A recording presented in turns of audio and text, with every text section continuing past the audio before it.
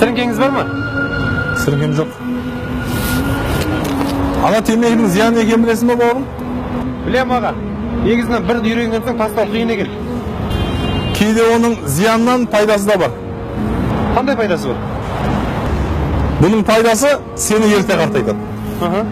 Қартайған пайда ма не? Бұның пайдасы мынада. Сен қартайған соң қоғамға сыйлы адамға айналасың. Қоғамдық көлікке, автобусқа мінгенде ата кеңіз деп саған орын беретін болады. Бірақ сенің ол кезде жасың небәрі 25-те болады. Бұл бірінші пайдасы. Ал екінші пайдасы, сен бұл темекі шеккеннен кейін 10 жылдан соң жарық жұлдызға айналасың. Бүкіл көшедегі адамдар сені танитын болады. Мен жұлдызға айналам ба? Сен жұлдызға айналасың. Қалай жұлдызға айналам? Себебі мына темекінің сыртындағы адамның орнына 10 жылдан кейін сенің суретің тұрады. Бүкіл темекі шегген адамдар төс қалтасында жүрегіне жақын жүресің. Сол кезде сен танымағанда мен танимын.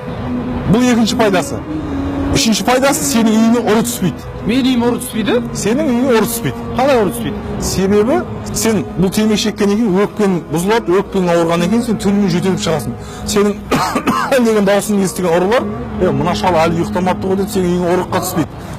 Олар қайдан білсін? Сенің жасың 25 екен. Аға, шыны керекші, мен мынаны шегіп жүргеніме 6 жыл болды. Мен 1 грамм жөтелмеймін. Сен қазір жөтелмейсің. Себебі сен қазір жассың. Сенің денсаулығың сыр бермейді. Бір уақыт келеді, осы істеген ісің өкінетін боласың. Бауырым, мына темекі шеккеннен сенің 2 минут уақытың кетеді. Ал темекі шегіп болғаннан кейін бұл темекі сенің 15 минут өміріңді қысқартады. Сен қазір өзіңнің достарың арасында темекіні шегіп, өзіңше бір мақтанып тұратын шығарсың. Бірақ бұл темекіні мал жемей қойған шөптен жасаған.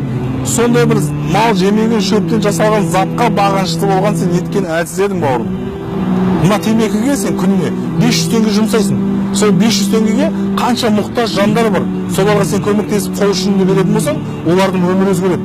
Оның үстіне сен сауапқа кенелесің. Бауырым, мына денсаулығың саған аманат. Аманатқа қиянат жасауға болмайды. Ертең бұл денсаулықтан сұраламыз. Бауырым, көп айтып сені ренжітсем кешіріп қоясың.